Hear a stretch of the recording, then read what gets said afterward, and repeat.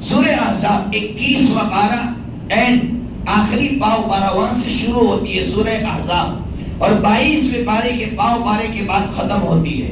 بڑی پیاری سورت ہے، کبھی مسلمانوں اس سورت کو پڑھ لو۔ اس وقت اس ملک میں یا دنیا میں جو حالات ہیں اس کے لیے نسخہ کیمیا ہے، بہت بڑا نسخہ ہے یہ سورت۔ کیا مطلب؟ اللہ رب العزت نے مومن اور منافقین کا تذکرہ کیا ہے۔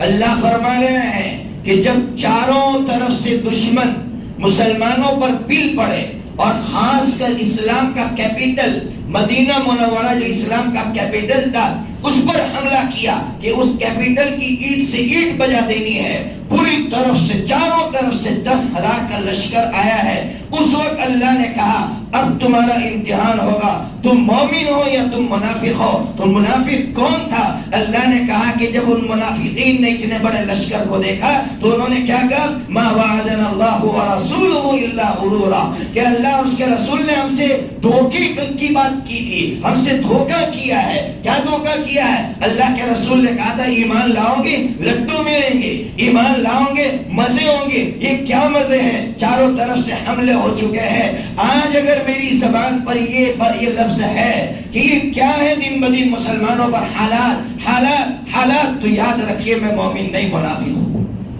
یاد رکھیے میں مومن نہیں منافق ہوں۔ اور صحابہ کرام کا تذکرہ دوسرے صفحے پر اللہ کہہ رہا ہے وَلَمَّا رَأَى الْمُؤْمِنُونَ الْأَحْزَابَ قَالُوا هَذَا مَا وَعَدَنَا اللَّهُ وَرَسُولُهُ وَصَدَقَ اللَّهُ وَرَسُولُهُ۔ صحابہ کرام نے اتنے بڑے لشکر کو دیکھا، ہنستے ہوئے کہا اللہ کے رسول نے پہلے سے کہہ دیا تھا کہ ایمان میں قدم رکھو گے حالات آئیں گے۔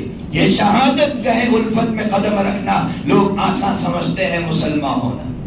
شاعر نے صحیح کہا تھا کہ مسلمان ہونے کے بعد لڈوؤں کا انتظار اگر ہم کر رہے ہیں تو غلط ہے، حالات ہر مسلمان پر آئیں گے۔ لیکن ایک بات یاد رکھنا، ایک بادشاہ نے وزیر سے کہا جو آپ کے لیے بہت کام آئے گا یہ جملہ۔ بادشاہ نے وزیر سے کہا کہ وزیر کوئی ایسا جملہ بتا جو مجھے فائدہ دے۔ تو کہا بادشاہ سلامت، آپ جہاں بیٹھتے ہیں آپ کا جہاں تخت لگتا ہے اس کے سامنے آپ ایک جملہ لکھ دو۔ کہا کیا جملہ لکھو؟ کہا جملہ لکھ دو یہ بھی گزر جائے گا، یہ وقت بھی گزر جائے گا۔